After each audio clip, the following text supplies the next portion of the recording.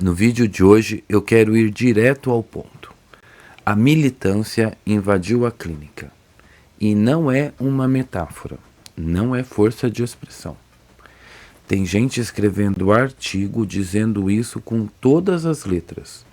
Eu vou deixar o link para você ler o artigo depois, tá? Na descrição do vídeo.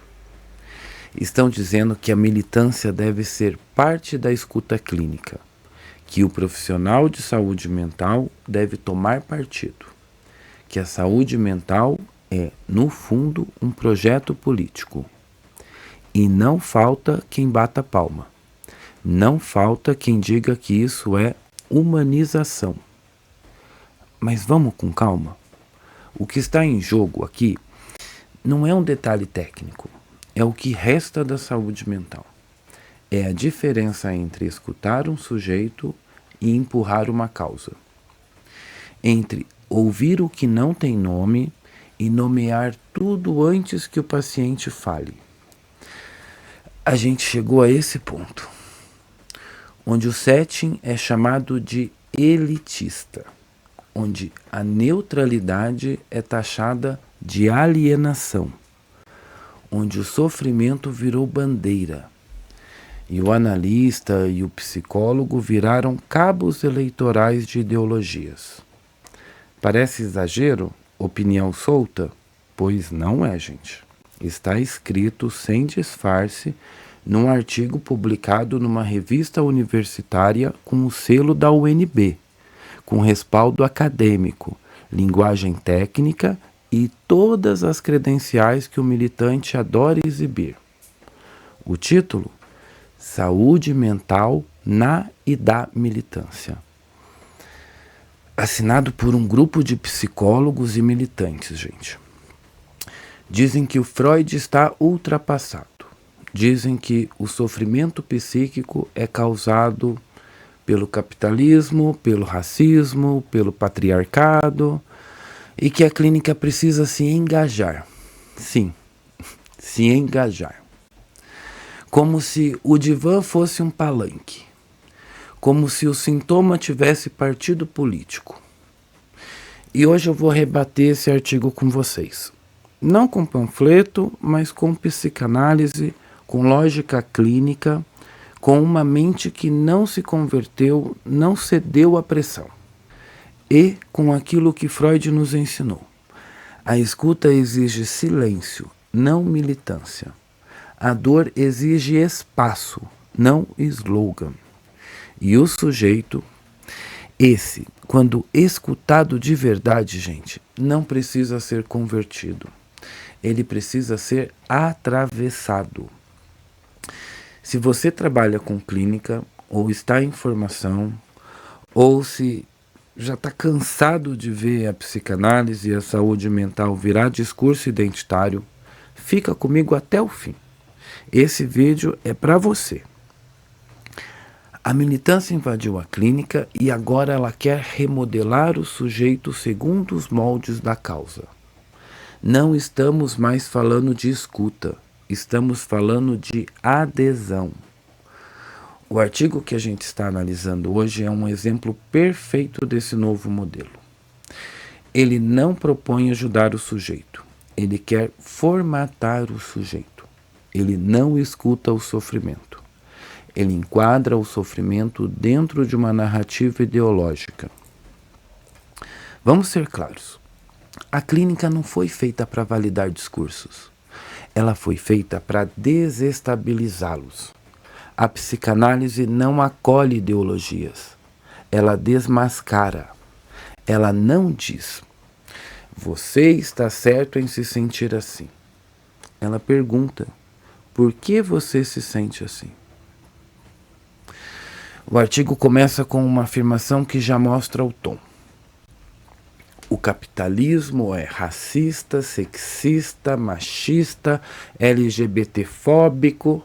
Pronto.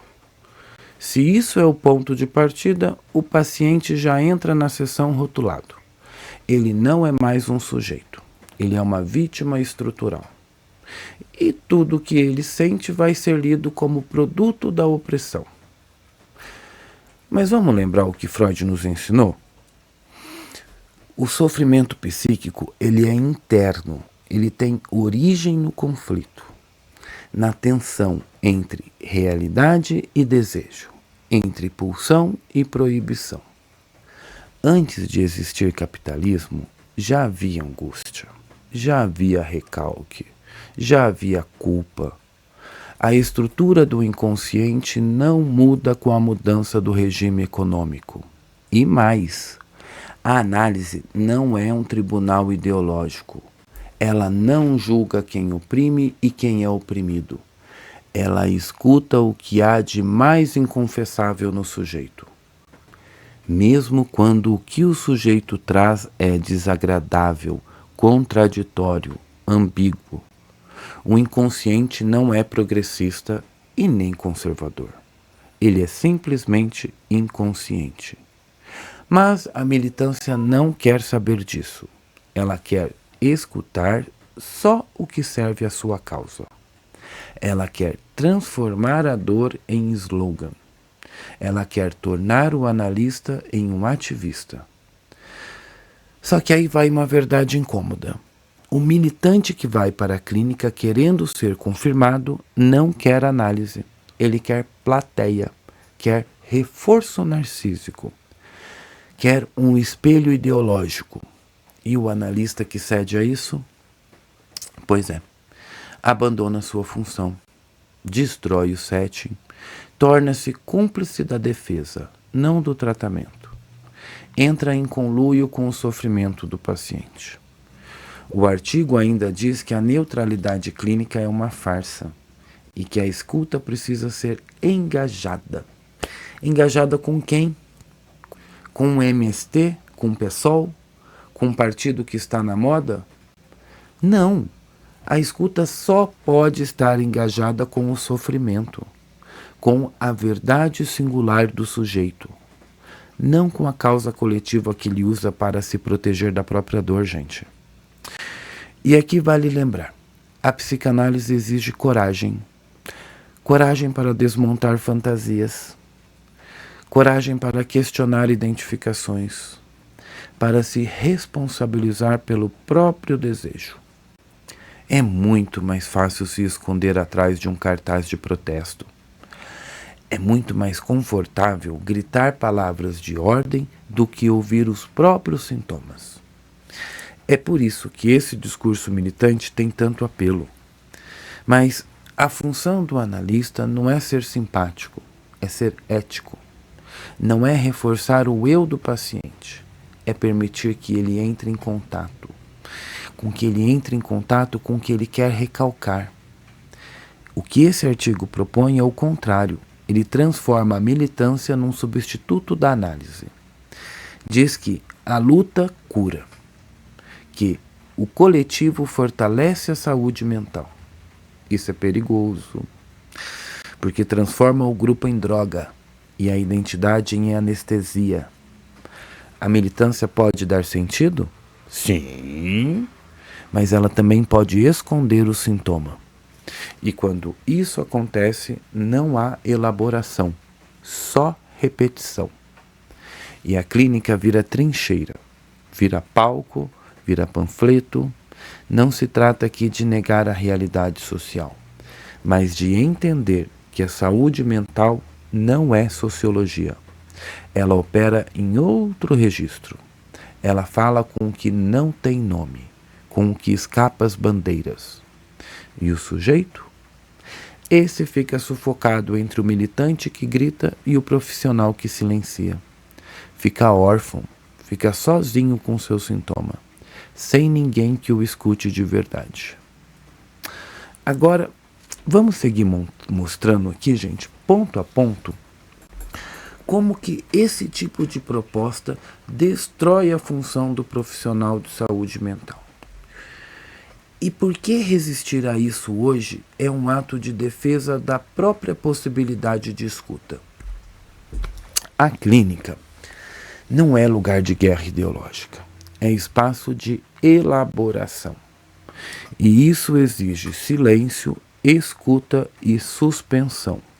Suspender o saber, suspender o julgamento, suspender a ânsia de corrigir o mundo antes de olhar para si.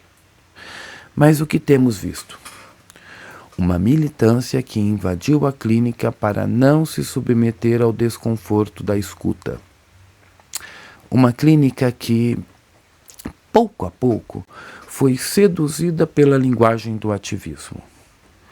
Uma linguagem que organiza o mundo em binários simplistas, opressor e oprimido, culpado e inocente, doente e vítima. E isso mata o paciente, porque o sujeito verdadeiro é ambíguo, é dividido. Carrega culpa, carrega desejo, carrega contradição. Freud chamou isso de conflito psíquico e Klein nomeou de posição depressiva. A militância chama de opressão estrutural. E pronto. Substituiu o sofrimento por sociologia de panfleto. Esse artigo diz que a luta cura. Mas quem já esteve em análise de verdade sabe. Não é a luta que cura. É a queda das defesas. É o choro que não cabe no discurso militante, gente. É o silêncio que a ideologia não suporta ouvir. Não se cura o sujeito dizendo, você está certo. Cura-se quando ele descobre que talvez não saiba o que está fazendo com a própria dor. Que talvez esteja se repetindo, se sabotando, projetando. Mas a nova clínica não quer saber disso. Ela quer ser afirmativa, validativa. E assim, no fundo, ela abandona. Porque ninguém se sente escutado quando tudo que recebe é confirmação automática? Ninguém. O artigo também diz que a clínica neutra é uma farsa.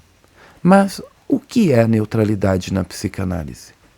É não tomar partido no conflito do sujeito. É não ceder à tentação de ser guia espiritual ou político. É sustentar o vazio para que algo novo apareça. Só que isso exige humildade. E o militante, por definição, não é humilde. Ele já sabe de tudo, ele já tem uma causa, ele já tem uma explicação pronta para o mal do mundo. E aí, né, gente? Por mais contraditório que pareça, o militante se torna o novo opressor. Não o que impõe pela força, mas o que coloniza o discurso do outro. O que impede o sujeito de se responsabilizar por sua dor. E o que transforma o analista em um cúmplice de um delírio coletivo. Na prática, isso significa que cada vez menos sujeitos chegam ao consultório e cada vez mais personagens ideológicos ocupam o divã. Gente que fala bonito, que repete chavões, mas que não sabe por que está triste, que não entende por que não dorme, que não tem coragem de dizer: eu odeio meu pai, eu quero ser amado, eu desejo algo que me envergonha, eu sou violento, eu sou ambivalente. São essas as verdades que a análise trabalha e que a militância quer silenciar. Por isso que é preciso reagir, não para destruir quem pensa diferente, mas para proteger o que ainda resta da escuta verdadeira. Uma escuta que não transforma o sofrimento em projeto político, que não transforma o desejo em slogan e que não transforma a análise em militância.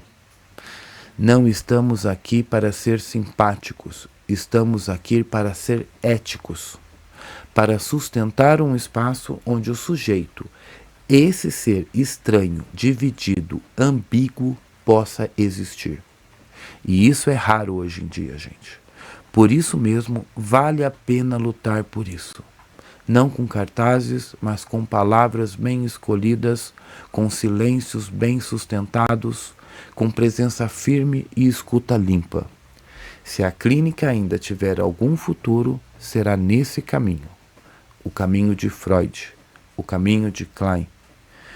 O caminho da psicanálise que resiste, da saúde mental que, mesmo quando tudo está à sua volta desmoronando, ainda se mantém firme.